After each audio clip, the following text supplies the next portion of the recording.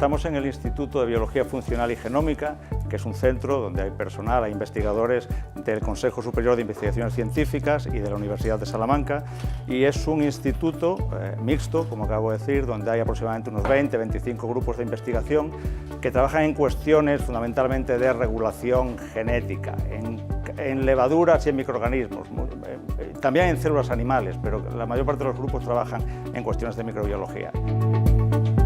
En este laboratorio trabajamos en cuestiones de regulación genómica, utilizando herramientas de genómica y utilizando las levaduras como sistema modelo. Y como trabajamos en cuestiones genómicas, pues hace falta dos tipos de conocimiento complementario, podríamos decir. Por una parte, algunos de nosotros somos biólogos, yo mismo, y somos 9 actualmente en el grupo, de los cuales 6 somos biólogos, distintos niveles, desde estudiantes de doctorado hasta gente de plantilla, investigadores más senior, y hay 3 informáticos que son los que se encargan de las cuestiones relacionadas pues, con el análisis de datos y con otras cuestiones que son absolutamente imprescindibles para los análisis genómicos. Lo que decidimos estudiar fue partir de una pregunta relativamente sencilla, que es qué relación hay entre la secuencia del DNA y las proteínas que empaquetan ese DNA dentro del núcleo. Es un abordaje un poco más de tipo estructural del que habíamos hecho habitualmente, que pudimos hacerlo gracias al desarrollo de las técnicas de secuenciación y de las técnicas genómicas y de poder contar con personal que se encarga de todos esos análisis computacionales. La secuencia del DNA realmente contiene un nivel de información que no estaba previamente descrito, que contribuye a que las proteínas que lo empaquetan, que se llaman nucleosomas, las proteínas que hacen que el DNA, que el genoma quepa dentro del núcleo, la posición que ocupan esas proteínas a su vez está determinada por la propia secuencia del DNA. O sea, en términos más generales, podríamos decir que la propia secuencia de alguna manera instruye cómo debe hacerse su propio empaquetamiento tridimensional dentro del núcleo. Es un nivel de información que está escrito en la propia secuencia del DNA y que antes no era conocido. En ese sentido, me parece que es una cosa relevante porque es muy general. Probablemente, aunque lo hemos demostrado en algunos organismos, sea una cosa universal. Entonces, es un nivel nuevo de información en el DNA. Desde el punto de vista aplicado, es muy interesante porque el manipular esa información, ese código, por así decirlo, que hemos descubierto, nos permite ahora diseñar moléculas de DNA en las que podemos prediseñar, podemos incorporar información para que se empaqueten de determinada manera. Como ese empaquetamiento es distinto en distintos organismos, significa que podemos manipular la secuencia de los genes, de manera que ahora cuando vamos a expresarlos, vamos a incorporarlos en un organismo diferente del organismo del que parten, pueden adoptar la estructura tridimensional de la célula que los va a recibir. Y seguramente eso es una cosa que tiene aplicabilidad. De hecho, este método lo hemos patentado recientemente, es una patente digamos, de titularidad compartida entre la Universidad de Salamanca y el CSIC, y es posible que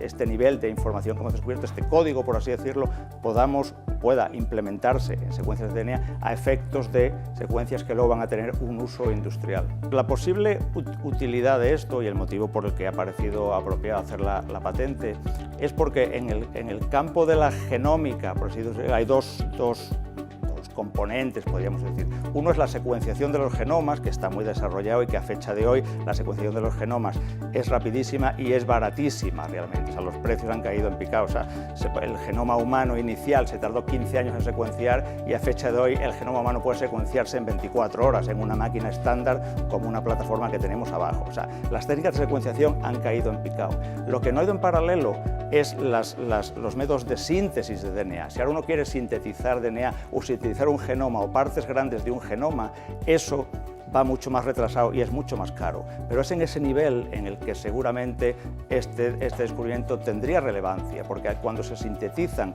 esa información para hacer esos genes, a esa información puede incorporarse esta información adicional, de manera que la molécula resultante, aparte de tener las propiedades funcionales que tenga, tiene además información para empaquetarse de manera específica dependiendo de la especie en la que vaya a expresarse.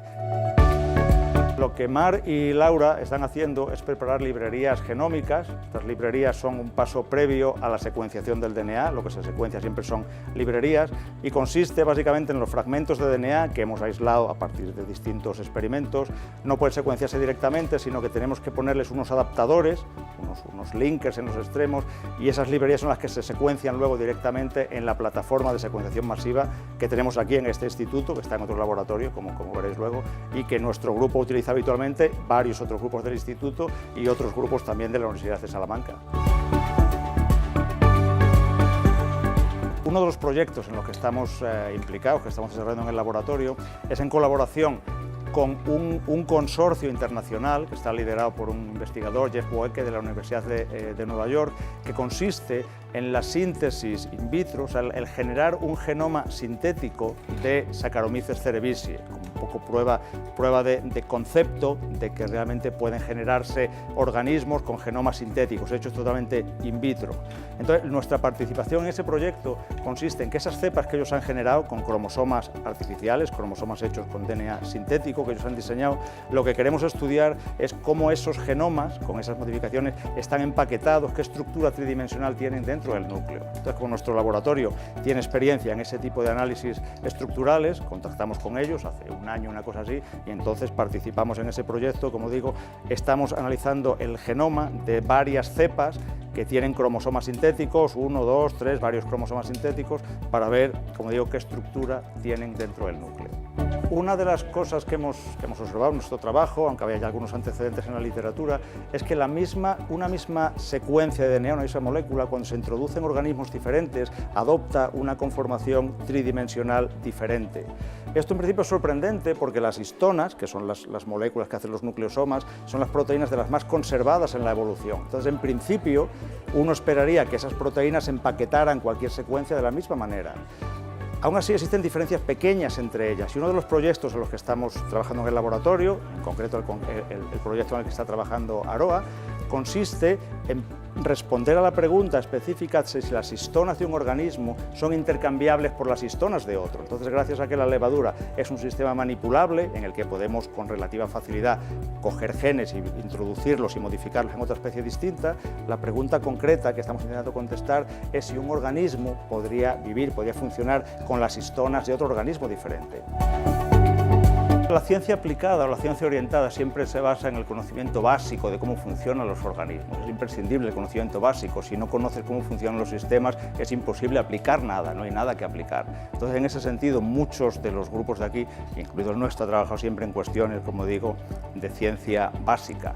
Pero también es verdad que varios de los grupos tienen vínculos con empresas, tienen contratos con empresas y tienen vínculos o con aspectos más clínicos, por ejemplo. Hay dos grupos que trabajan en cuestiones de desarrollo neuronal y de metabolismo del cerebro.